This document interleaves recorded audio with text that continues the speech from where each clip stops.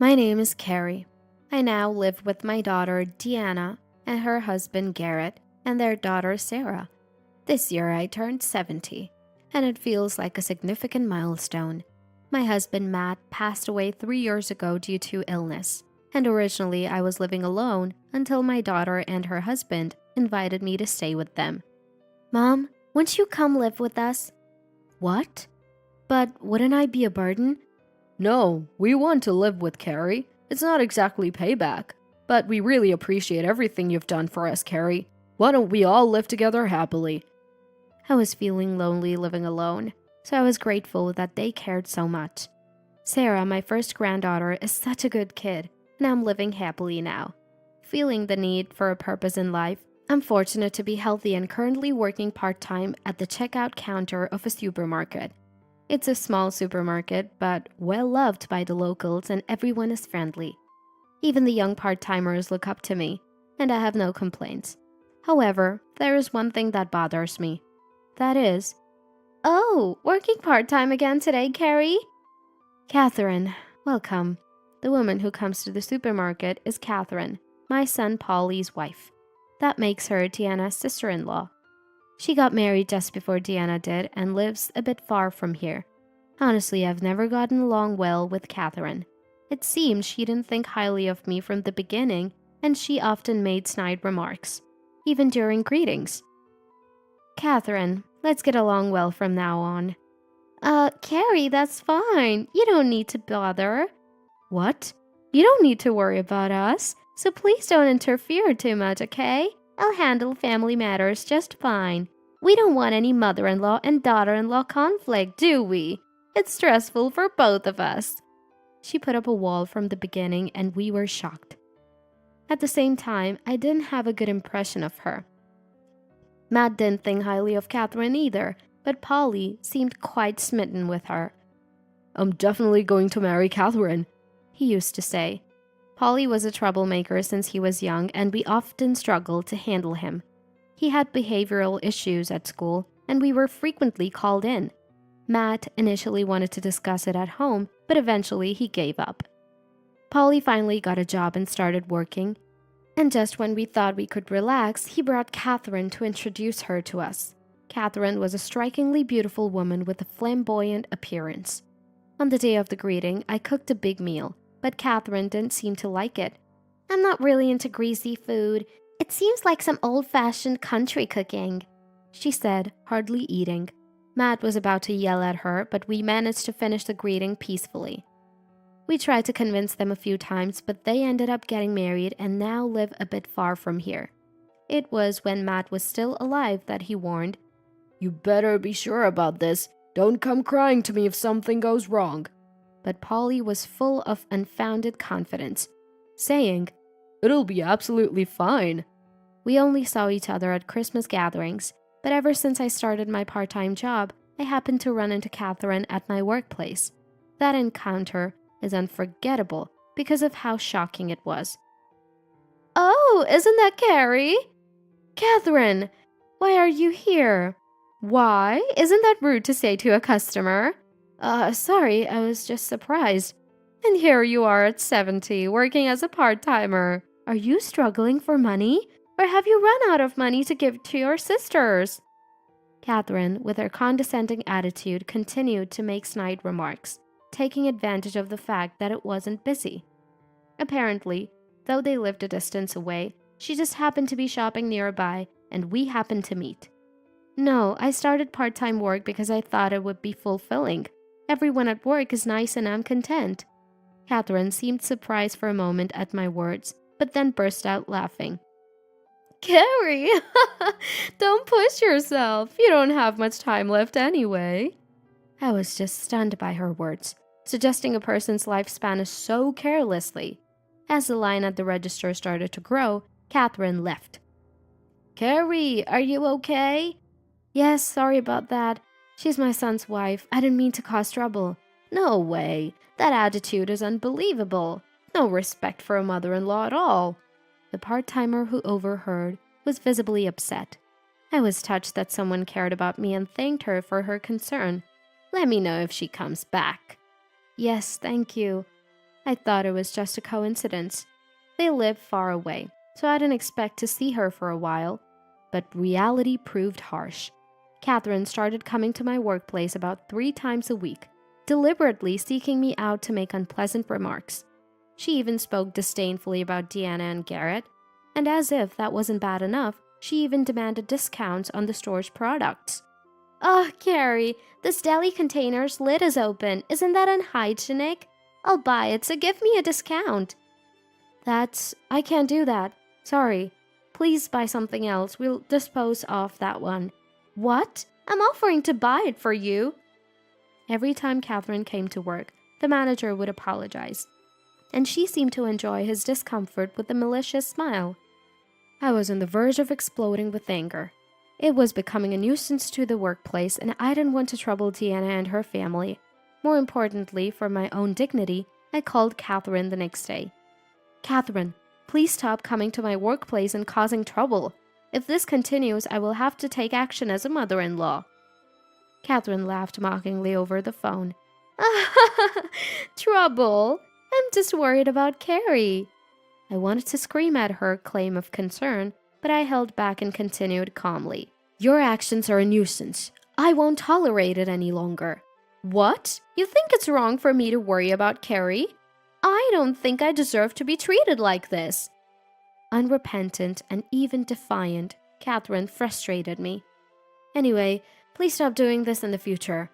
Seemingly displeased with my inability to tolerate her any longer, Catherine spat out her last words. "Don't act all high and mighty. You bottom-tier old lady who can't do anything but work before hitting the grave. I'll be sure to tell Polly about this." With that, she hung up. True to her word, the next day I received a call from Polly. "What the hell did you say to Catherine, Mom? That's awful!" As soon as I answered, Polly was yelling at me. "It's Catherine who's awful." "What are you talking about? You said terrible things to Catherine. She's crying. No matter if you're my mother, I won't forgive this." Apparently, Catherine had told Polly a fabricated story, making it seem like I had severely scolded her. Believing her, Polly was furious. If that was all, it would have been fine, but Polly kept calling in anger for hours and finally said, "If this happens again, I won't forgive you," and hung up. "Mom, what's wrong?" Deanna, welcome back." "Nothing, really." "That's a lie. That voice was Polly's, right?" Deanna looked at me sharply. It was hard to stick to the lie. Polly and Deanna, although siblings, if I keep this from them, it might someday cause trouble.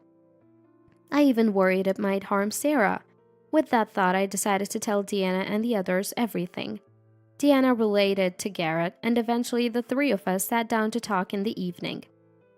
"I can't believe that idiot Polly. He barely involved himself in Matt's funeral, but calls only in times like this? Unbelievable." "That happened? I'm sorry I didn't notice." "No, it's not your fault, but I'm worried it might trouble you, like today with the phone call." "Don't worry about that. More importantly, Polly may not realize it, but you should be more careful around Catherine." "That is..." Deanna and Garrett exchanged a look, then nodded and began to speak. "Actually, near my company there's this bar district. One day when I happened to go for a drink, I spotted Catherine there, and she was with a man I've never seen before." Honestly, I felt a pang of sympathy for my own son and couldn't say anything. "Well, that's his own fault. But if something like this happens again to Mom, we need to think about it." Deanna said this with a cheerful smile. "For now, leave this to us. Right, Garrett?" "Yes, leave it to me, Carrie." "Yes, thank you. But really don't push yourselves." I agreed, feeling somewhat overwhelmed by their insistence. Anyway, I thought it best to have nothing more to do with it all. But reality doesn't always go as planned. Catherine came again, seemingly displeased with our last phone conversation. "Oh, Carrie, still working part-time, I see." "Catherine, we talked about this on the phone, didn't we? It seems nothing got through to you. I'm disappointed." Catherine seemed displeased by my words. "Are you sure you should be saying that, Carrie? Do you know that Polly's client is Garrett's company?" Catherine suddenly laughed mockingly and blurted out, Hearing this for the first time, I was shocked and my eyes widened. Seeming pleased with my reaction, Catherine cheerfully laughed and whispered to me, "Come to the cafe by the river called Lark later today, if you don't want Garrett's company to go under. Okay?" Catherine's smile looked devilish. I could only nod and said, "Understood," and she left the shop contentedly, still smiling. After my part-time shift, I headed to the designated cafe. Catherine was already there and beckoned me over. "You came as I expected, Carrie." Her sinister smile sent a chill down my spine. The cafe was quiet, seemingly unnoticed by others. Inside, the two of us sat in the tense silence. "What do you want?" "I was hurt by what happened before, so I want you to take responsibility," Catherine continued with a smile. "Besides, Polly is an executive in his company, involved in big deals. His company and Garrett are about to have a major business deal. But what if that deal falls through because of you, Carrie? Wouldn't Garrett lose his job?" "You! If you care about your beloved Garrett and Deanna, promise to pay me $300,000 right now." "300,000? It's a big amount, but you said a lot to me, right? It's only fair. If you don't agree..." Catherine raised her hand. A menacing man emerged from the back of the cafe and stood in front of the table. "This man, a friend of mine, works in a, let's say, shady world. So if you don't pay, I won't be responsible for what happens to Deanna or Sarah, okay?" I was speechless at her shocking words. Realizing I had married my son to such a terrible woman was overwhelming. I glared at her and managed to say, "Understood." "I appreciate your understanding. And you know what will happen if you tell Deanna or Garrett about this, right?" "Yes." "Then I look forward to your cooperation, Carrie." I left the cafe feeling like I was being chased out. Returning home, the house was still and quiet. More than anything, I was shocked at the ugliness of the person Polly had married. Sighing, I sat in front of my husband's picture. "Dad, I'll do my best. I will protect what you left me in my own way." Declaring this, I steeled myself. I was determined not to let Catherine have her way. "Remember this. I'll make you regret everything you've done." First, I set a date to transfer the money to Catherine. Having agreed to pay and knowing she expected it, I calmly set a time frame to prevent any harm to Deanna or Sarah. Explaining the difficulty of the amount for a part-timer like me, I promised to pay within a month, and surprisingly, Catherine agreed cheerfully. "Understood. So within a month, then?" "Yes, I'll make sure to pay." That's because there was a reason. I set it for a month.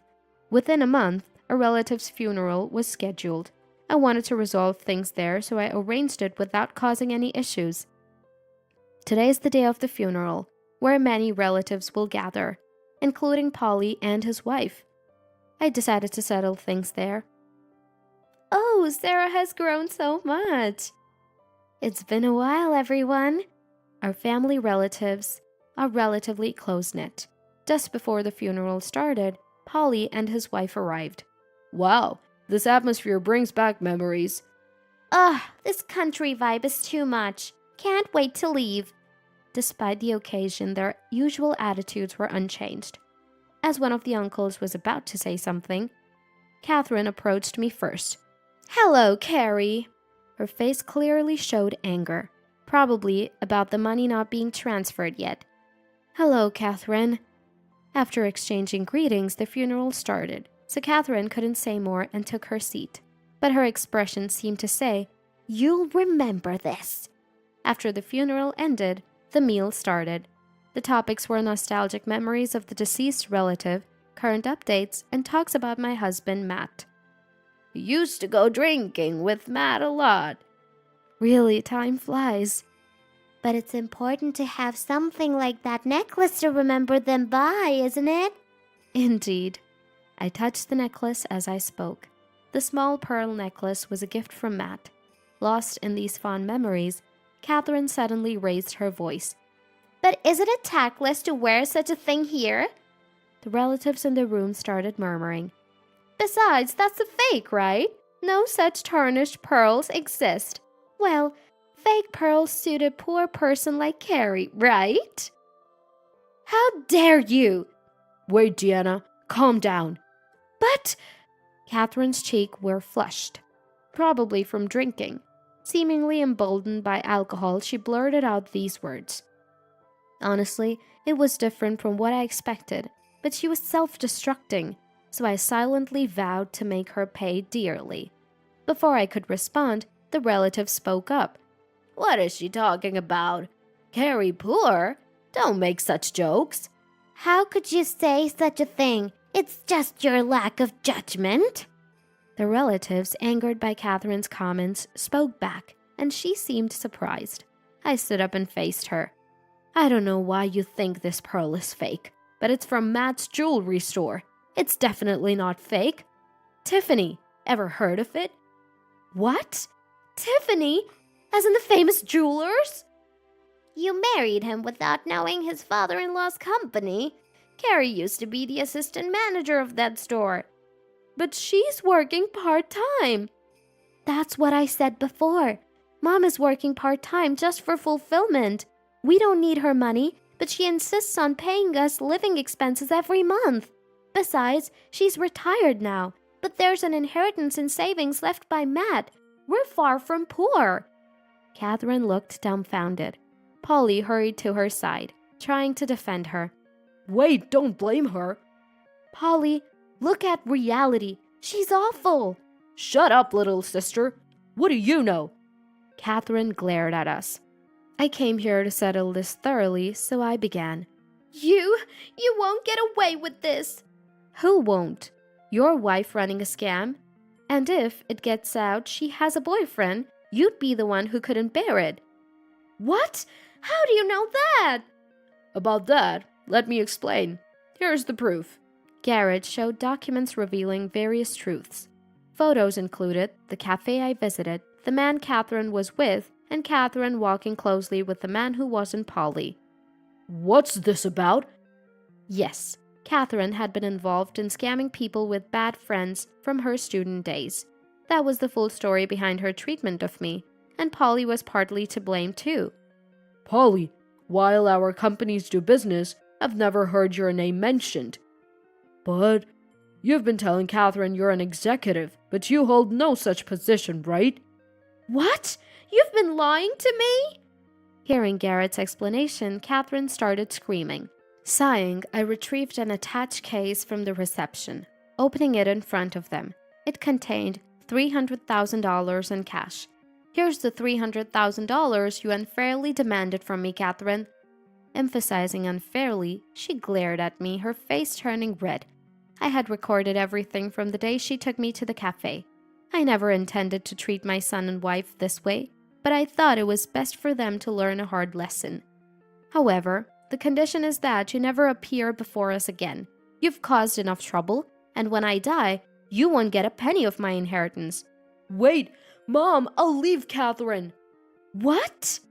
Polly, when you decided to marry Catherine, Matt and I tried to stop you. Weren't you going to be happy with her? You're her husband. Don't change your attitude now. Support her until the end. What? Stunned, the relatives started shouting, That's right. Get out of here. Initially, the two of them talked back, but they couldn't stand against the majority and left the shop meekly. Carrie, that must have been tough. Are you okay? Yes, I'm sorry everyone for causing such a commotion. Don't worry about it. Your uncle would be pleased too. Mom, Deanna, Garrett, thank you so much. I've caused trouble for you too. Not at all. We just did what we wanted to do. Finally, I feel like everything has cleared up and life is returning to normal. Afterward, it turned out Catherine was involved in various other fraudulent activities and ended up getting arrested by the police. Polly came crying to me soon after, but since Matt had warned him repeatedly, I decided to keep my distance. The commotion seemed to have spread rumors to Polly's company, and now he's been demoted, working at a subsidiary. As for me, I continue with my part-time work, living a peaceful life. This pearl you gave me, it helped me through this ordeal. Perhaps there's really power in the things our loved ones leave behind. Despite getting wrapped up in various issues, this experience made me realize the supportive people and warmth around me. From now on, I plan to live my remaining life never forgetting to be grateful for each day